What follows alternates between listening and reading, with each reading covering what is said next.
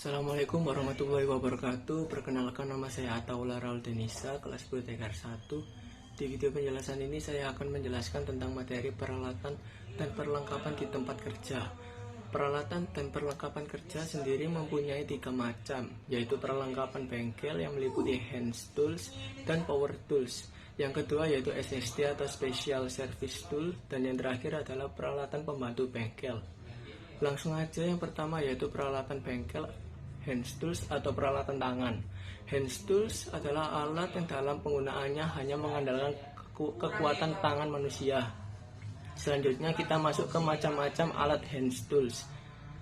Yang pertama yaitu kunci pasring atau combination spanner, berfungsi untuk digunakan mengencangkan atau mengendorkan baut atau mur. Bagian ring dapat digunakan untuk mengencangkan atau mengendorkan baut atau mur. Sementara bagian kunci pasnya dapat digunakan untuk melepas baut atau mur secara cepat. Yang kedua ada kunci soket atau socket wrench, atau yang biasa disebut kunci sok, berfungsi untuk mengendorkan dan mengencangkan baut atau mur yang tertanam dalam. Kunci sok terdiri atas satu set dengan perlengkapan pendukungnya. Yang ketiga ada kunci T, berfungsi untuk mengencangkan dan melonggarkan baut di mobil. Keempat ada kunci busi yang berfungsi untuk melepas dan memasang busi yang biasanya busi dipasang pada posisi sulit dijangkau oleh kunci pas atau kunci ring. Kelima ada kunci roda yang berfungsi untuk membuka atau mengunci mur atau baut pengait pada roda mobil. Keenam ada kunci Inggris yang berfungsi untuk melepas atau mengencangkan mur atau baut di mana ukuran kunci pas dan ring tidak ada yang sesuai, tetapi kunci ini tidak ditunjukkan untuk beban berat. Ketujuh ada obeng, berfungsi untuk membuka atau mengencangkan baut atau skrup pada berbagai benda. Kedelapan ada sikat baja yang berfungsi untuk membersihkan atau menghilangkan karbon dan kotoran atau karat dari permukaan logam. Kesembilan ada palu atau hammer yang berfungsi sebagai alat tangan yang digunakan untuk mempermudah pekerjaan memukul. Biasanya dalam otomotif palu digunakan untuk membantu melepaskan komponen engine atau mesin. Yang terakhir ada tang yang berfungsi sebagai alat tangan yang digunakan untuk mempermudah pekerjaan seperti menjepit, membengkokkan, memotong dan memegang benda kerja. Tang juga mempunyai berbagai macam. Lanjut kita ke peralatan bengkel selanjutnya, yaitu power tools atau peralatan dengan tenaga. Power tools merupakan peralatan yang sumber tenaganya bukan dari manusia, melainkan menggunakan listrik atau tenaga pneumatik. Macam-macam alat power tools yaitu yang pertama ada impact wrench yang berfungsi sebagai alat untuk mengencangkan maupun melonggarkan baut. Lanjut, kedua ada electric drill atau bor listrik yang berfungsi untuk menghasilkan lubang pada berbagai jenis material seperti kayu, logam, dan plastik. Ketiga, ada air hammer yang berfungsi untuk menghilangkan karat dan serpian cat pada kapal, rangka besi, jembatan, dan boiler. Keempat, ada air dryer grinder yang berfungsi untuk membuka atau mengencangkan mur dan baut dengan bantuan dari angin kompresor. Kelima, ada spray gun yang berfungsi untuk menyemprotkan cat atau bahan cair lainnya ke permukaan suatu objek. Yang keenam, ada mesin gerinda yang berfungsi untuk mengasah atau memotong benda kerja. Ketujuh, ada air gun yang berfungsi untuk membersihkan kotoran pada air-air tertentu. Kedelapan, ada mesin las yang berfungsi sebagai alat yang digunakan untuk penyambungan, pemotongan, dan pemanasan logam. Kesembilan, ada solder listrik yang digunakan untuk menyolder kawat-kawat dan dudukan-dudukan fitting listrik. Kesepuluh, ada tire pressure gauge yang berfungsi untuk memeriksa tekanan udara di dalam ban.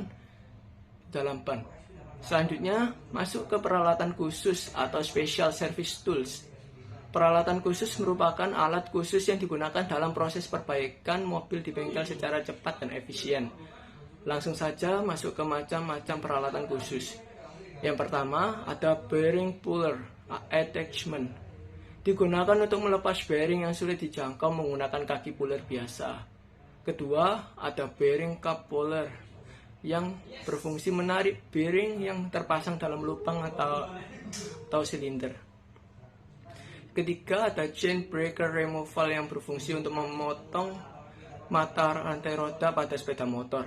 Keempat ada coil spring compressor yang berfungsi menekan bekas coil pada shock absorber sehingga memudahkan proses pelepasan dan pemasangan.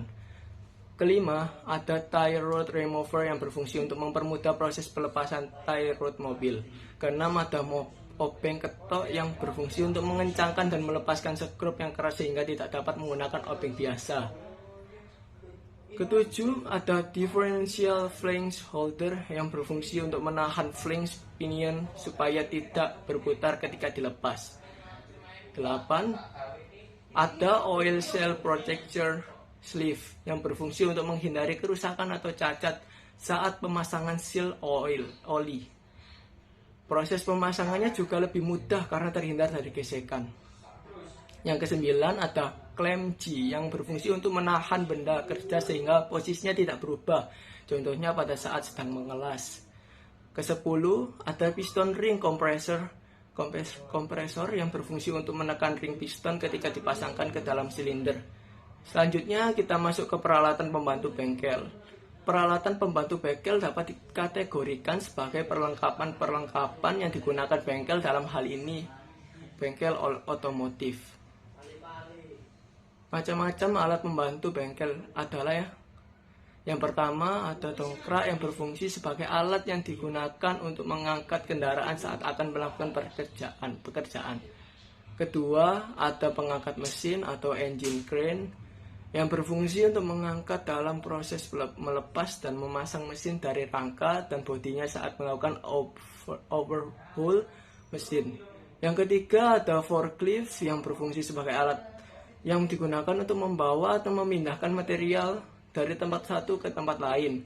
Keempat, ada toolbox atau kotak alat yang berfungsi untuk menyimpan peralatan tangan seperti kunci pas, kunci ring, sok, obeng, dan tang, sehingga lebih tertata, mudah dibawa, mudah dicari, serta keamanannya terjaga. Kelima, ada trolley toolkit atau kereta didorong kit alat yang berfungsi sebagai alat servis yang tertata pada box kereta dorong. Keenam, ada grease gun yang berfungsi sebagai alat yang digunakan untuk memberikan pelumas berupa krim, fat, atau stamped pada pertemuan dua komponen yang selalu bergerak atau berputar. Ketujuh, ada penampungan oli yang berfungsi untuk menampung oli bekas ketika proses penggantian oli mesin. Kedelapan, ada pompa oli manual yang berfungsi untuk menekan oli atau pelumas dalam proses pengisian atau penggantian oli. Oli transmisi, dan gardan. Kesembilan, ada vakum sedot oli dan gurah mesin yang berfungsi untuk mengeluarkan atau menyedot cairan atau oli. Kesepuluh, ada dongkrak sandaran atau jack stand yang berfungsi sebagai alat yang digunakan untuk menopang kendaraan setelah diangkat. Sekian video penjelasan tentang materi peralatan dan perlengkapan di tempat kerja dari saya. Mohon maaf jika ada kesalahan kata dan pengucapan. Saya akhiri, wassalamualaikum warahmatullahi wabarakatuh.